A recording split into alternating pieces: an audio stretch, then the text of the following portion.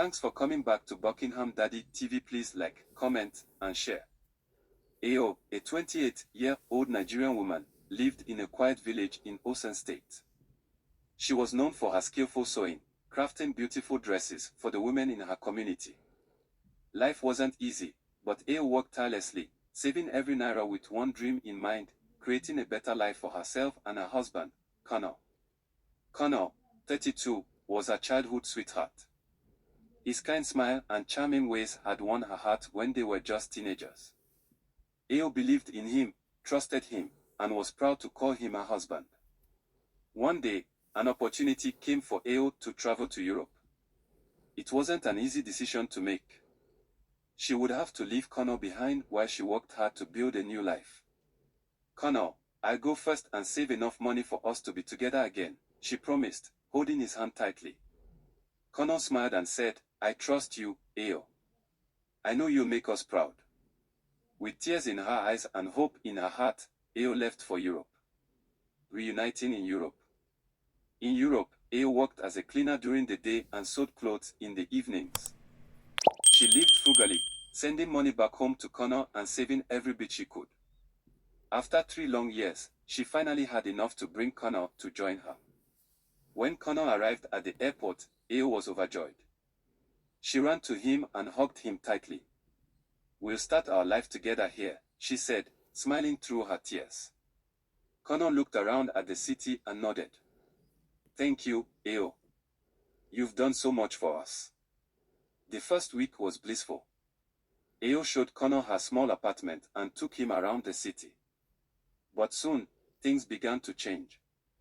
Connor started acting distant, spending long hours on his phone and leaving the house without explanation. "Ayo, I need some time to adjust," he said when she questioned him. Ayo wanted to believe him, but something didn't feel right. 2 weeks after Connor arrived, Ayo came home to an empty apartment. Connor's belongings were gone, and a note was left on the table. "Ayo, I'm sorry, but I found someone else. I can't stay. Please don't contact me." Ayo's heart shattered as she read the words. The man she had loved, sacrificed for, and trusted had left her for another woman. The betrayal left Ayo broken, but she refused to let it destroy her. She leaned on her faith and the support of her new friends in Europe. Slowly, she rebuilt her life, focusing on her sewing business and finding strength within herself. Years later, Ayo had a thriving fashion business and had built a new life on her own terms. When Connor tried to reach out, she didn't look back. She had learned her worth and knew she deserved better. The weeks after Connor's betrayal were some of the hardest Ayo had ever faced. Each morning, she would wake up, stare at the empty chair where Connor used to sit, and feel the sting of his abandonment. She asked herself over and over, how could he do this to me?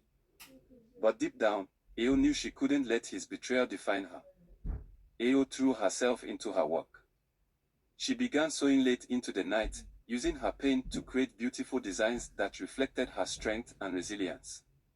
Soon, her unique African-inspired outfits began to attract attention in her community. Orders poured in, and she started earning enough money to expand her small sewing corner into a proper workshop. One evening, as Ayo sat in her small workshop sketching designs, she heard a gentle knock on the door. It was her neighbor, Marie, a friendly European woman in her late 30s who had been trying to check on Ayo since Connor left. "You've been working so hard, Ayo," Marie said with a warm smile. "Why don't you join me for dinner tonight? It will be nice to take a break." Ayo hesitated but eventually agreed. That evening, she shared her story with Marie, who listened intently. "You're stronger than you know," Marie said. "And your talent is remarkable. Have you ever thought about showcasing your designs at a local market or fashion show in Europe?" That idea planted a seed in Ayo's mind.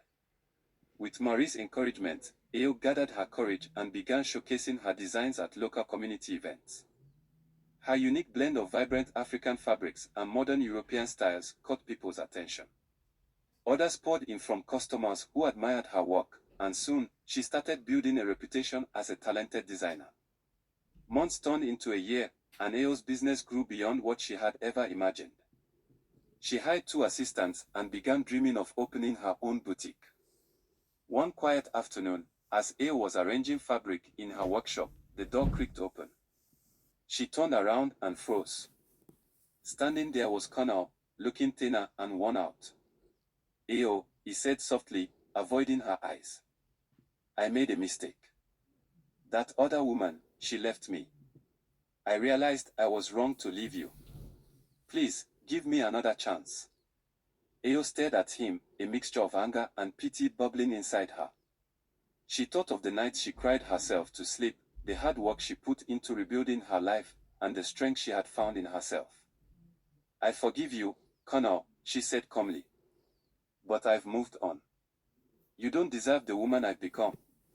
Connor's shoulders slumped, and he left quietly, realizing that Ayo was no longer the woman he could manipulate. Years later, Ayo opened her boutique, named Ayo's Threads of Joy. It became a hub for African-inspired fashion in the city, attracting customers from all over. Ayo also began mentoring other women, sharing her story and teaching them how to turn their pain into purpose. One day, as she stood outside her boutique, watching the bustling street filled with people wearing her designs, she smiled. She had not only survived but thrived. Thanks for watching. Please like, comment, and subscribe to Buckingham Dad.